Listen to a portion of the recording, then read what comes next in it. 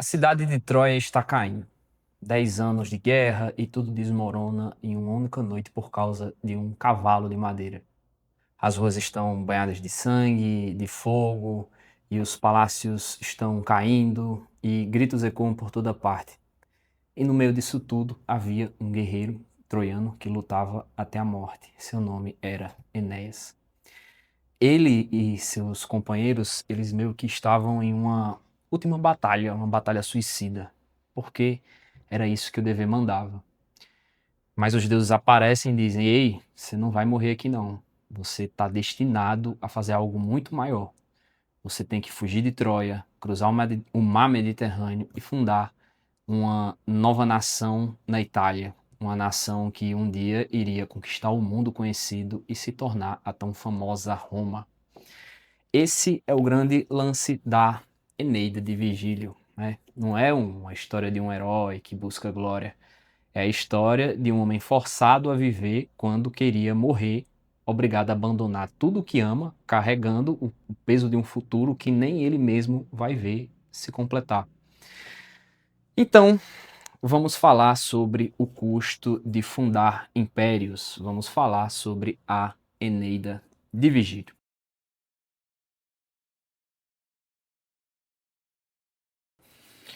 Antes de entrar na história, como eu sempre faço, é bom entender uma coisa. A Eneida ela não é um poema épico normal, ela é um projeto político. Virgílio começou a escrever por volta de 29 a.C., a pedido do imperador Augusto. Roma acabava de sair de décadas de guerra civil e Augusto tinha acabado de consolidar o poder e precisava de algo que unisse o povo e que desse legitimidade ao seu governo, que mostrasse que Roma não era uma república que virou ditadura, era o destino desde sempre se tornar um grande império. Então Virgílio pega a mitologia grega e conecta Enéas, um personagem secundário da Ilíada de Homero, quem leu sabe, e conecta aos fundadores de Roma e cria uma epopeia que diz: vocês veem todo esse império, todo esse poder, isso não foi acidente, os deuses planejaram isso desde a queda de Troia. É propaganda? É, mas não deixa de ser uma propaganda genial, né? Virgílio passou 11 anos escrevendo a Eneida e morreu antes de terminar. E no leito de morte ele pediu para queimar os manuscritos porque achava que não tinha ficado bom. Mas Augusto, obviamente, ignorou o pedido e publicou mesmo assim. O irônico é que esse livro ele foi encomendado para glorificar Roma e acabou sendo uma das reflexões mais honestas sobre o brutal custo de construir impérios. Sobre quanto sangue, quanto sacrifício, quanta humanidade você tem que deixar pelo caminho quando o destino te escolhe. Algo muito distante de ser glamuroso ou de ser romântico. Então, com isso em mente, vamos entrar na jornada de Enéas. A Eneida começa em média res, ou seja, no meio da ação. Enéas já está no mar há 7 anos, fugindo de Troia, aí uma tempestade encomendada por Juno, Hera na mitologia grega, mulher de Zeus, que estava fudendo os troianos desde a guerra de Troia. Mulherzinha rancorosa, viu? Porque ela só vai se dar por vencida no final da Eneida. Mas até lá, ela vai fazer tudo para erradicar todos os troianos da terra. Mas vamos lá. Acontece uma tempestade, essa tempestade, né, que vai fazer eles baterem lá na África, em Cartago. E lá eles são bem recebidos durante um banquete e Enéas vai iniciar seu relato sobre tudo que aconteceu, como Troia caiu até o momento que eles foram bater em Cartago. E como foi esse relato de Enéas? Começa com os troianos achando o cavalo de madeira gigante abandonado lá na praia. Os gregos fingiram, né, que foram embora e mesmo com os avisos lá de um sacerdote para queimar o cavalo, os troianos, eles decidem arrastar ele para dentro da cidade como um troféu, né, de guerra. Aí o que acontece a gente já sabe, né? Os soldados gregos eles saíram de dentro do cavalo, abriram os portões e a cidade foi invadida, né? E é aqui que Virgílio não poupa detalhes. Os templos foram profanados, as crianças foram mortas, o rei Príamo foi degolado no próprio altar. Foi um verdadeiro massacre. E no meio disso tudo, Enéas, né, ele reuniu alguns guerreiros, até mataram alguns gregos, mas assim, foi inútil, sabe? A cidade já era. E foi aí que apareceu uma visão para ele. Essa visão, ela era de Heitor, né? Heitor como um fantasma, todo desfigurado, dizendo que ele tinha que fugir de Troia, porque ela já era, e que levasse os deuses da cidade, os Penates, e que partisse para fundar uma nova pátria. Mas aí que tá, Enéas não queria fugir. Inclusive, ele viu a Helena, né, a mulher que causou tudo aquilo, escondida lá num templo, e partiu lá, foi para lá para matar ela. Mas aí sua mãe, a deusa Vênus, apareceu e impediu ele, dizendo que aquilo não era culpa dela, porque eram os próprios deuses que estavam destruindo Troia. Aí nessa hora, Vênus ela meio que coloca um filtro nos olhos de Enéas, e Enéas vê lá Poseidon, Atena e Hera, elas estavam destruindo tudo. Não era só os gregos. Foi então que Enéas, né, caiu a ficha, aí ele voltou para casa. Ele pegou o pai dele, Acamado, Anquises, o filho Ascânio, pegou os deuses domésticos. Ele também pegou sua esposa, Creusa, o nome dela. Ela também foi, mas ela acabou se perdendo no meio do caminho, no meio do caos lá, da destruição. E aí Enéas volta correndo, né? Procurando ela, sabe o que foi que aconteceu, mas aí já era. Só apareceu o fantasma dela para Enéas. Ela já estava morta. E aí ela disse: olha, não chore por mim, que você tem um destino muito maior, que você tem que fundar uma nova Troia, uma nova cidade. Detalhe, né? Tudo isso Enéas estava contando para a rainha de Cartago, Dido. E Dido, com um relato dele, estava se apaixonando por Enéas, sabe? Mas antes de chegar em Cartago, Enéas passou 7 anos vagando no Mediterrâneo. E nessas errâncias custaram muito caro para eles, porque eles erraram de endereço várias vezes. Primeiro, eles tentaram se estabelecer na Trácia, mas descobriram que o lugar estava amaldiçoado, né, porque tinha sido construído sobre um túmulo de um príncipe troiano assassinado. E aí eles pegam o beco de lá. Aí vão para Delos. E lá Enéas acaba consultando um oráculo lá de Apolo, que dá uma resposta bem enigmática a eles. Ela diz que eles tinham que procurar a antiga mãe. Aí Anquises, o pai de Enéas, ele interpreta de forma errada. Ele acha que ela estava se referindo a Creta, que é essa terra, né? E porque Creta tinha antepassados em comuns com os troianos. E eles vão bater lá, né? Mas quando eles chegam, eles viram que uma praga tinha devastado Creta, né? Mas aí acaba que os deuses, eles aparecem lá num sonho para Enéas e diz que não era lá, era na Itália, a terra de onde veio Dardano, o que era o fundador de Troia. E aí eles partem novamente. Eles passam por uma ilha que é lotada de arpias, que eram uns monstros lá, uma mistura de mulher com águias, bicho muito doido que queria matar eles, sei lá. Aí acontece lá, né, mais um conflito. E essas arpias, a chefe lá, ela acaba meio que profetizando: olha, vocês só vão chegar na Itália depois de passar tanta fome que vocês vão ter que comer até as próprias mesas. E essa frase, ela vai ter um sentido lá na frente. Mas aí eles, enfim, continuando. Eles chegam até uma cidade chamada Butroto. E essa cidade, ela era meio que uma mini Troia, porque vários refugiados de Troia, da Guerra de Troia, estavam lá. Inclusive, a mulher de Heitor, tinha várias pessoas conhecidas deles que eles tinham chegado lá.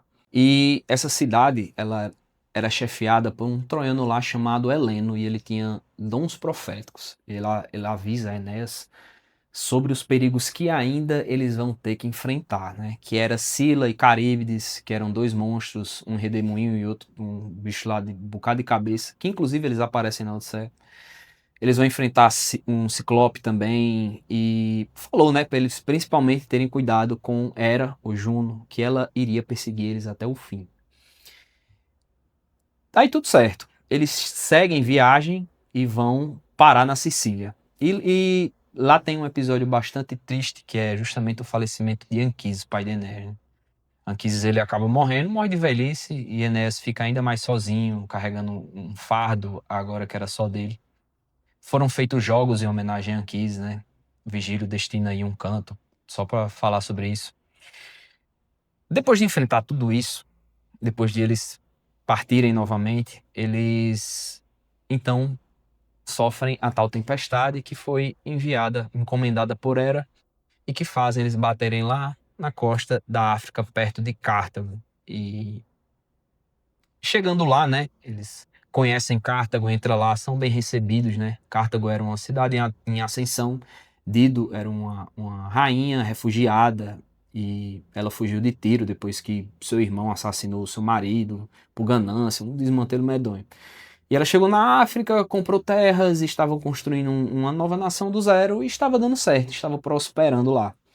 E quando Enéas chega ali, ele começa a rolar uma paquera, um flerte, sabe, entre eles. Mas nos bastidores, Vênus, mãe de Enéas, e Hera, que odiava os troianos, mas que amava Cartago, elas meio que fazem um acordo temporário, sabe? Para tipo juntar os dois ali. Vênus quer que Dido proteja seu filho, que já tinha passado por muita coisa, e Juno quer que Enéas fique em Cartago para sempre e esqueça a Itália. Por quê? Porque assim Roma nunca vai ser fundada e Cartago nunca será destruída por Roma no futuro. E aí ela bota Cupido para trabalhar. Cupido vai lá, disfarçado como filho de Enéas, e faz Dido se apaixonar perdidamente por ele. E acaba que lá durante uma caçada, uma tempestade, né, acaba forçando, tipo aquela cena de filme, forçando Enéas, por acaso, né, ficar com Dido se abrigando lá sozinho numa caverna. E ali, bem, né, Virgílio não detalha, mas deixa bem claro, né, eles acabam se tornando amantes. E Dido considera já isso um casamento, sabe? Ela tava bem emocionada e Enéas leva. Tava curtindo também aquela relação, sabe? Pela primeira vez desde Troia, ele não tava assim só sobrevivendo, sabe? Dali ele tava vivendo, curtindo o momento. Ele ajuda até na construção de Cartago e acaba esquecendo momentaneamente por alguns meses os navios, esquece a Itália, esquece o destino. Mas aí Júpiter, Zeus, vendo tudo isso de longe, né, e não gostando, aí ele vai e pensa, rapaz, isso não era o plano não. E ele manda Mercúrio dar um recado direto para Enéas, Enei, o que é que você está fazendo aí, né? Vá, você tem uma missão, meu filho. Vá, não está, você não está aqui para construir reino de outra pessoa. Levante, pega os navios aí e vá para Itália, bora, cuida. E aí Enéas fica sem escolha, né? Ele ordena que prepare os navios em segredo, mas Dido percebe, né, tudo tá acontecendo e vai lá confrontar, né? Porque ela tava desesperada e confronta ele dizendo, né, e aí, você vai me abandonar depois de tudo, por causa de uma profecia, por causa de uma terra que você nunca nem viu? E Enéas ele diz, né, olha, Dido, eu amo, eu gosto muito de você, amo você, porém tenho esse compromissozinho aí para cumprir, né? Ele diz, eu não quero ir, mas não é minha escolha. Os deuses ordenaram, a Itália me chama e eu vou ter que ir embora. E Enéas parte. E Dido, do alto lá das muralhas de Cartago, constrói uma pira com os objetos que Enéas tinha deixado, roupas, armas, a cama deles. E ela sobe nessa pira, né? Ela pega a espada que Enéas tinha lhe dado de presente e acaba se matando. Pois é. E antes de morrer, ela acaba amaldiçoando Enéas e toda a descendência dele, jurando que nunca haverá paz entre aqueles povos, troianos e os cartagineses, e que um vingador iria surgir das cinzas dela para perseguir os troianos com fogo e com espada. Quem iria ser, né, esse guerreiro? Seria justamente Aníbal. Aníbal seria esse vingador, né? E essa maldição seria justamente as guerras púnicas, as famosas guerras, né, entre Cartago e Roma, que quase destruiu Roma séculos depois. E aí Enéas segue para a Itália. E quando finalmente eles acham terra firme, né, eles desembarcam exaustos, famintos, e acaba acontecendo algo inusitado. Como eles não tinham pratos, eles acabaram usando pedaços achatados de pão duro, sabe? Para usar como prato. E eles colocam a comida em cima desse disco, né? De massa dura. E depois de comerem a comida, eles acabam também, estavam com tanta fome que também comeram esses pão aí duro de semana passada. E aí Ascânio, filho de Enéas, ele meio que brinca, dizendo, né? Olha, a gente, nós estamos tão famintos que até as mesas a gente comeu. E nesse momento Enéas se liga, né? Porque ele se lembra lá da profecia das harpias, né? Lá no início da jornada, elas tinham profetizado que eles só iriam chegar na Itália depois de passar por tanta fome que comeria suas próprias mesas. E aí Enéas, né, percebe que eles acabaram de comer suas próprias mesas, né? Os discos de pão que servia de prato. Então ele percebe, né, que a profecia então tinha se cumprido, ou seja, que de fato aquela era a terra que eles tanto buscavam e que fundariam a futura Roma. Mas muita coisa ainda iria acontecer, viu, meu amigo? Mais adiante, em um determinado momento, depois de terem chegado lá, né, na Itália, Enéas vai até um templo de Apolo, onde vivia lá um oráculo de nome Sibila. E essa oráculo diz que o pai de Enéas, Anquises, estava chamando ele lá no submundo dos mortos, porque tinha umas coisas importantíssimas a revelar a Enéas. E o que era isso, né? Eu vou chegar lá. Depois da missão, de muita missão e de muito. Enéas parte, né, pro submundo, e foi muita missão, foram muitos desafios, que eu não vou detalhar aqui, porque senão vai tomar muito tempo. Mas Enéas finalmente chega ao submundo e encontra seu pai lá, encontra Dido, seu pai, né? E é nesse diálogo que a Eneida vai se revelar.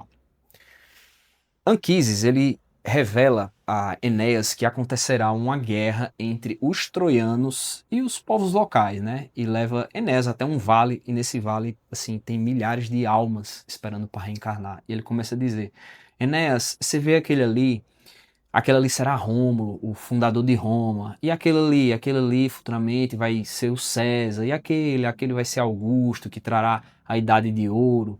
E aí ele mostra a Enéas um grande desfile de heróis romanos, generais, imperadores, conquistadores. Toda a glória futura de Roma passa diante, né, dos olhos de Enéas. E Anquises diz uma frase que resume o propósito do Império Romano, que, segundo Virgílio, é a seguinte: outros povos farão estátuas mais belas, discursarão melhor, medirão os céus com mais precisão, mas você, romano, lembre-se, seu talento é justamente governar esses povos, impor as leis da paz, poupar os submissos e derrotar os soberbos. E aí Enéas inicia o caminho de volta com essa visão na cabeça, né? Que Roma será grande, que Roma conquistará o mundo, etc. Mas algo já acontecia, já estava acontecendo na superfície. E o que era, né?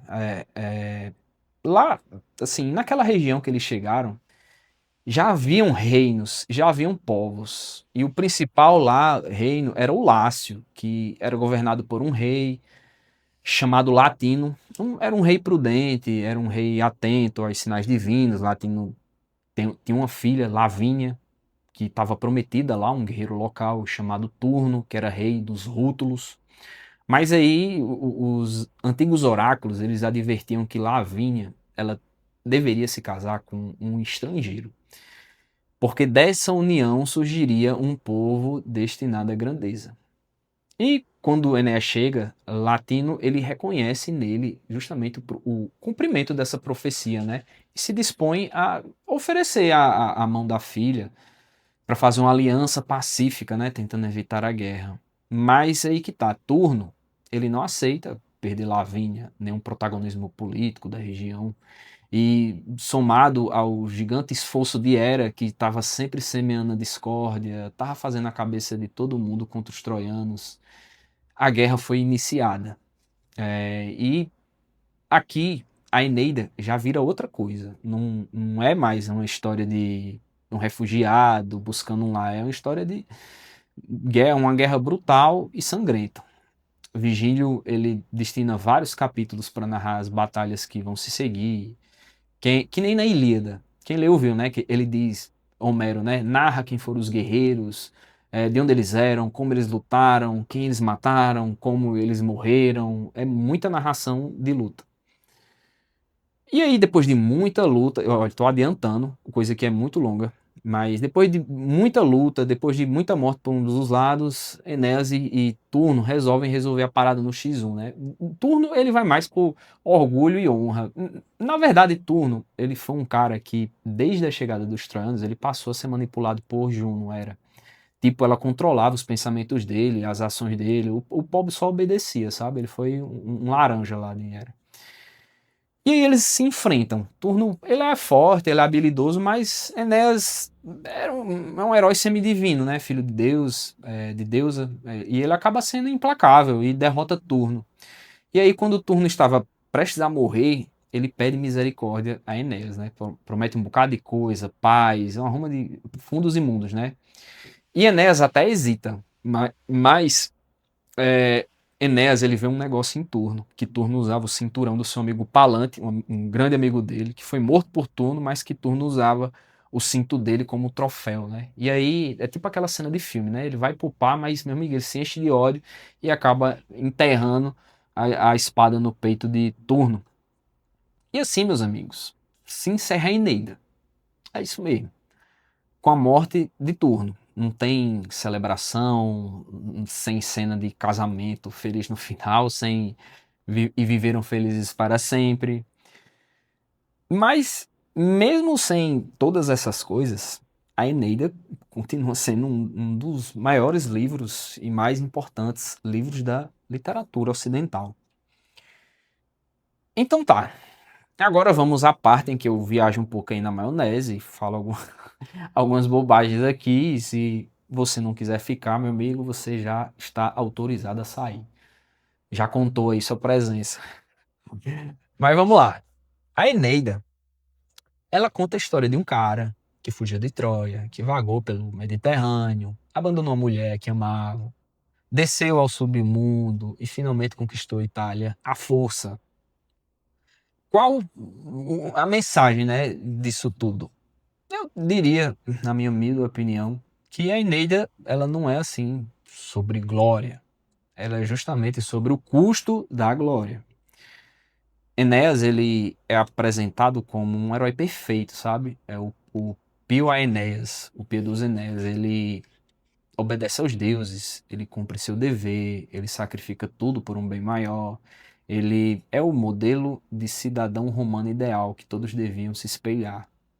Mas Vigílio, ele é meticuloso demais para deixar tudo assim, sabe? E se você parar para perceber, você vai ver que essa coisa de seguir o destino cegamente, ela não é muito saudável não, sabe? Você abandona a mulher que te ama e ela se mata, você inicia uma guerra de conquista numa terra que não é sua. E centenas, milhares de pessoas morrem, jovens, cheios de futuro, famílias destruídas. E no final, quando você finalmente tem a chance de mostrar a misericórdia, né, de seu herói magnânimo, que todos dizem, né, que você escolhe a vingança.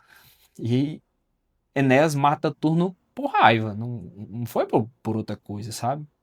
E Vigílio termina o livro ali. Não tem essa de reconciliação, não tem essa de, mas valeu a pena porque Roma será grande, sabe? Só tem um homem que perdeu sua humanidade no processo de cumprir o seu destino, sabe?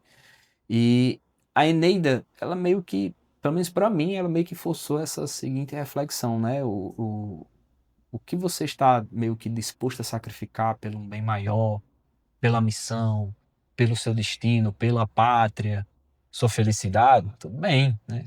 Talvez valha, né? O amor aí já é mais complicado, né? Mas quem sabe? Sua humanidade, sua capacidade de ter piedade com os outros, porque é isso que Enéas perde, sabe? Ele começa o livro como um homem que só queria morrer lutando em Troia. e ele acaba sendo arrastado para uma missão que não pediu e obedece, né, a cada ordem divina e aí que tá, perde cada pedaço de si mesmo pelo caminho também. E quando finalmente ele chega, né, ao fim, quando finalmente ele conquista, né, o que foi prometido, ele já não é mais o homem que ele era, né? Ele é o fundador, né, de um futuro império, mas a que custo, né? E isso meio que talvez possa ressoar até hoje, né? Tipo, quantas vezes a gente justifica a perda da saúde física ou mental, as relações familiares, momentos que nunca mais irão voltar, em detrimento de algo maior, não é? Em nome do progresso, da segurança, de um, sei lá, um destino manifesto, do que quer que seja, sabe? E a Eneida, ela foi escrita como uma propaganda para glorificar Roma, mas Virgílio criou uma das críticas mais ferrenhas sobre o custo, né, de construir impérios. Porque ao final você fecha o livro e fica uma pergunta que Virgílio não chega a responder, né? Será que valeu a pena, né, para Enéas? Roma será grande, Roma conquistará o mundo conhecido, mas olha aí, né, o rastro de sangue, de coração, o rastro de corações partidos, de humanidade perdida que foi necessário para chegar lá, né? Porque Enéas cumpriu sua missão, cumpriu, mas ele terminou vazio de tudo. E esse é o interessante da Eneida, né? Ela te vende a glória de Roma, mas te faz pagar o preço emocional de cada passo necessário que você deu para construir ela. Meus amigos, então é isso. Esses foram os estudos sobre esse livro maravilhoso. E se você gosta desses assuntos, se gosta de mitologia, clássico da literatura mundial, mas você acha meio chato de ler, é grande, é um poema, né? Muitas vezes a gente não tem, né, esse costume. Precisa quebrar um pouquinho a cabeça para poder entender. Se você é esse tipo de pessoa que gosta, mas tem preguiça, que gosta, mas acha chato, eu tenho um e-book para você chamado A Eneida para Iniciantes, uma versão resumida e fácil do poema de Virgílio. Vou deixar o link aqui na descrição, tá certo? Então, vejo você na próxima. Tamo junto, é nóis. Valeu.